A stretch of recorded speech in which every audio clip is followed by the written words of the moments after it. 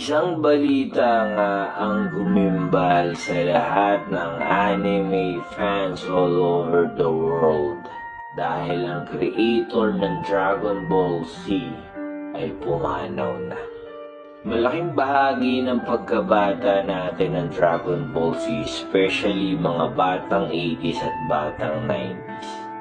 Kung hindi ako nagkakamali, pinalabas to sa Pilipinas taong 1993 sa RPN 9 at pinapalabas to tuwing linggo alas 5 ng hapon.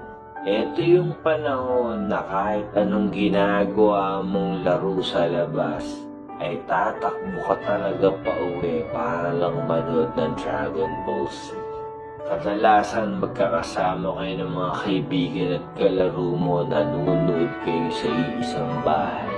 Pagkatapos nyo manood ay magtatakbuhan kayo sa labas para gayahin yung mga moves at karate na napanood nyo.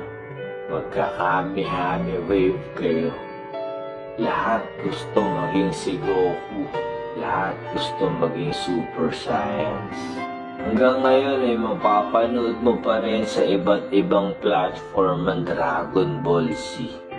Pero iba talaga yung alaala noon. Yung tipong aabangan mo talaga siya linggo-linggo.